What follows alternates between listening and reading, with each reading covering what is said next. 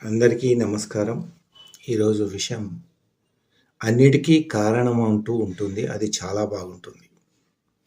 మనం సమాజంలో చాలామందిని చూస్తుంటాం.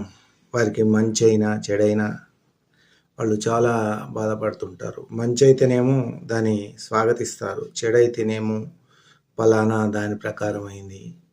లేకపోతే చాలామంది కొన్ని గుడ్డి నమ్మకాలు ఉంటాయి, మూఢనమ్మకాలు ఉంటాయి. వాళ్ళు బయటికి వచ్చేటప్పుడు ఎవరైనా ఎదురొచ్చిన వాళ్ళు వెళ్ళేటప్పుడు ఎదురొచ్చిన వాళ్ళు పోయిన పని కాకపోతే పలానా వాళ్ళు వచ్చినందువల్ల మాకు ఈ పని కాలేదు, మంచి కాలేదు అనే భావన లోపల మూఢనమ్మకాలు కూడా ఉంటాయి.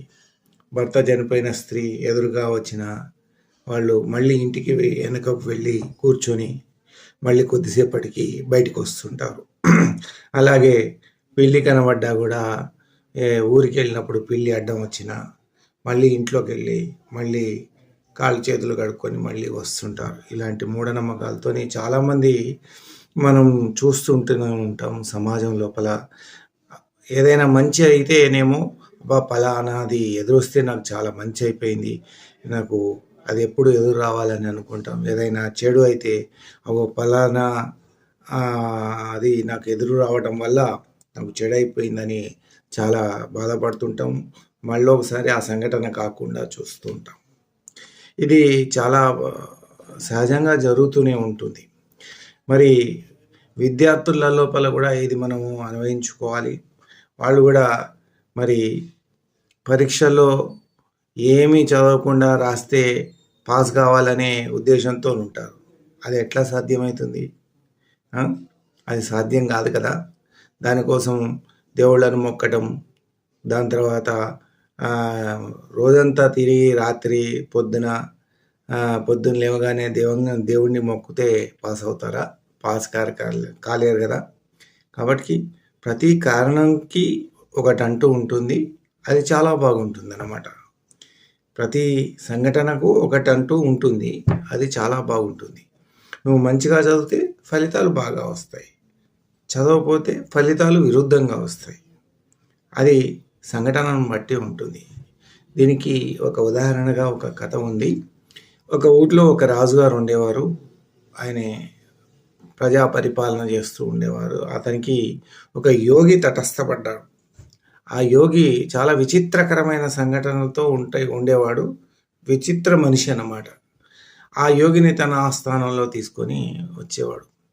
ఆయనను ఏ ప్రశ్న అడిగినా, ఏ సందేహం అడిగినా ప్రతిదానికి ఒక కారణం అంటూ ఉంటుంది. అది చాలా బాగుంటుంది అనే మాటనే చెప్తూ ఉండేవాడు. ఇదంతా కొద్దిగా రాజుగారికి కొద్దిగా హెజిటేట్ అయ్యేది. ఏంటి ఈ మనిషి ఒక్క వాక్యమే చెప్తున్నాడు అని అతను తనలో తాను అనుకుంటూ ఉండేవాడు. ఒకరోజు రాజుగారు మరి వేట కోసం వెళ్తూ ఈ యోగిని పట్టుకొని వెళ్ళాడు అనమాట. అతను వీళ్ళు మరి అడవిలోకి వెళ్ళారు.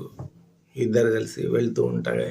ప్రమాదవశాత్తుగా ఆ రాజుగారికి ఒక సంఘటన లోపల ఒక ఏలు తెగిపోయింది.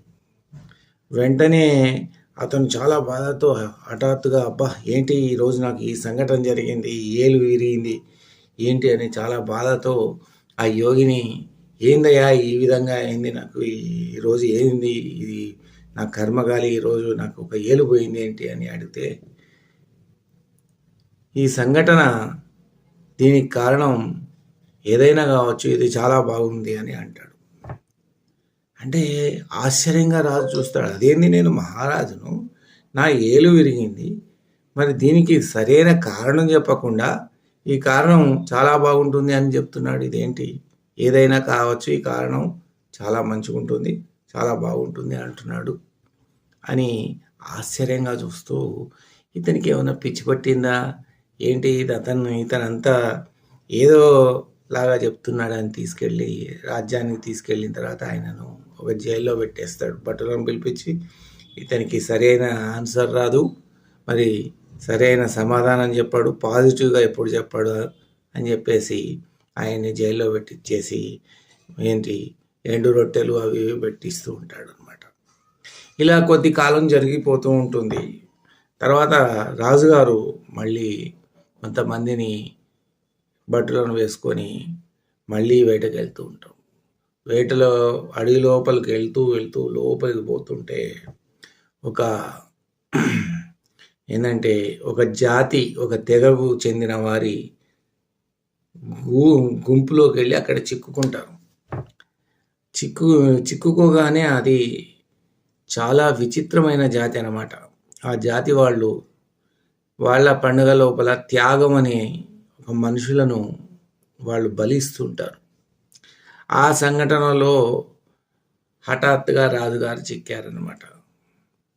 ఆ రాజుగారు చిక్కగానే రాజుగారిని బందీ చేసి ఈయనను బలి ఇచ్చేందుకు ఏర్పాట్లు చేస్తున్నారు, పూజలు అన్నీ ఏర్పాటు చేస్తారు. ఇంతలో ఆ గుంపులో ఒకతరు ఈ రాజుగారిని మొత్తం పరిశీలించగా ఇతనికి ఏలొకటి లేదు.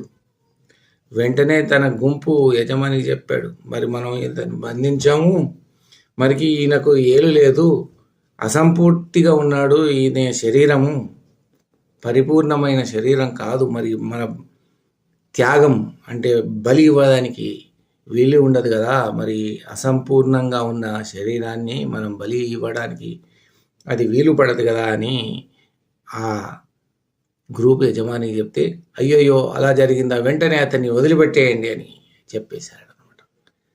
వెంటనే ఆ రాజుగారిని వదిలిపెట్టగానే బ్రతుకు జీవుడా అంటూ ఆ రాజుగారు తన రాజ్యానికి అటో ఇటో చేసి చేరుకొని వెంటనే మరి ఆ యోగి దగ్గరికి వెళ్ళాడు. ఎవరైతే జైల్లో ఉన్న తన ఆస్థానంలో తన రాజ్యంలో ఉన్న యోగి దగ్గరికి వెళ్ళి, నాయన ఇట్లాంటి సంఘటన జరిగింది, అనుకోకుండా వేటకెళ్ళాను, అడవిలోకి వెళ్తే ఒక తెగవాళ్ళు నన్ను త్యాగం చేయడానికి ఏర్పాటు చేసి నా ఏలు తెగగానే అసంపూర్ణమైన మూర్తివత్వం ఉంది కాబట్టి నన్ను వదిలేశారు.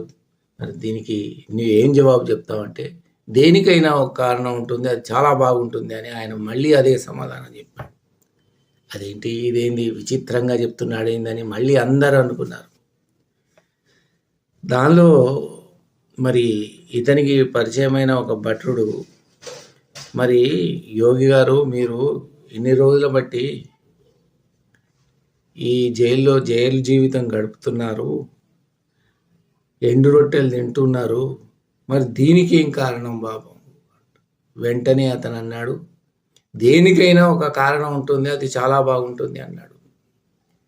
వెంటనే రాజుకి ఈ విషయం తెలిసి, ఏంటయ్యా నీకు ఏది బాగుంటుంది, దేనికైనా ఒక కారణం బాగుంటుంది, అది చాలా బాగుంటుంది అంటున్నావు, ఏం బాగుంది చెప్పు, నువ్వు జైల్లో ఉంటే ఏం బాగైందో చెప్పు అంటే, రాజా నేను ఇప్పుడు జైల్లో ఉన్నాను కాబట్టి నన్ను వేటకు తీసుకెళ్ళలేదు, అదే నేను జైల్లో కనుక లేకపోతే నన్ను కూడా మీతోని వేటకు తీసుకెళ్ళేవారు, ఆ అడవికి తీసుకెళ్తే నేను పరిపూర్ణ మూర్తివత్వంతో ఉన్నాను, నా అన్ని అంగాలు బాగానే ఉన్నాయి, నిన్ను వదిలేసి నన్ను బలి ఇచ్చేవాళ్ళు, కాబట్టి దేనికైనా ఒక కారణం ఉంటుంది, అది చాలా బాగుంటుంది అని మళ్ళీ చెప్పాడు. అప్పుడు ఆ రాజుగారికి అనిపించింది, నిజంగా మనకు జరిగే ఏ మంచి పనులైనా చెడు పనులైనా దానికి ఏదో ఒక కారణం అంటూ ఉంటుంది. మంచి జరిగినప్పుడు చాలా సంతోషిస్తాం, చెడు జరిగినప్పుడు బాధపడతాం, కానీ దేనికైనా ఒక కారణం అంటూ ఉంటుందని ఆ రాజు ఆలోచించి ఆ యోగిని సత్కరిస్తాడు. మన నిత్య జీవితంలో కూడా ఇట్లాంటివి చాలా జరుగుతూనే ఉంటాయి. విద్యార్థుల లోపల కూడా చాలా జరుగుతూ ఉంటాయి. ఒక మంచిగా చదివే విద్యార్థి హఠాత్తుగా మరి చదవలేకపోతుంటాడు, దానికి ఏదైనా కారణం ఉంటుంది. మానసిక స్థితి, ఇంట్లో మరి కుటుంబ సభ్యుల మధ్య అవగాహన సరిగ్గా లేకపోవటం, సమస్యలు ఉండటం, దాని ద్వారా మరి అది ఎప్పుడో ఒకప్పుడు మంచికి కూడా దారి తీయవచ్చు, చెడు కూడా దారి తీయవచ్చు. అట్లా అని మనం అధైర్యపడవద్దు. దేనికైనా ఒక కారణం ఉంటుంది, అది చాలా బాగుంటుంది అనే అనుకోవాలి. అంతేగాని ప్రతిదానికి మనము ఒక నిస్సహాయ స్థితిలో వెళ్ళి ఇది ఏం జరుగుతుందో, ఇన్ ఫ్యూచర్లో ఏం జరుగుతుందో అని ఒక చెడు జరిగిన ఆలోచించుకుంటూ పోతుంటే మనం వేరే పనులు చేయలేకపోతాం, ముందుకు పోలేకపోతుంటాం. కాబట్టి ప్రతి దానికి ఒక కారణం అంటూ ఉంటుంది. అది మంచి కావచ్చు, చెడు కావచ్చు. దాదాపు మనం ఎప్పుడూ పాజిటివ్‌గానే తీసుకోవాలి. ఇది నాకు పాజిటివ్‌గా అయితుంది. ప్రతిదానికి ఒక కారణం అంటుంది. అది బాగా ఉంటుందనే అనుకోవాలి. విద్యార్థులు కూడా వాళ్ళు చదివేటప్పుడు ఇదే సెంటెన్స్‌ను జ్ఞాపకం ఉంచుకోవాలి. ప్రతి వారు కూడా ఇదే సెంటెన్స్‌ను జ్ఞాపకం ఉంచుకొని ప్రతిదానికి లోతుగా ఆలోచించి సమస్యల వలయంలో పడకుండా మరి వారి జీవితాన్ని మంచి జీవితంలో మంచి బాటలో ఉండాలని కోరుకుంటూ ఈ వీడియో మీకు నచ్చితే లైక్ చేయండి, షేర్ చేయండి, సబ్స్క్రైబ్ చేయండి. ధన్యవాదాలు.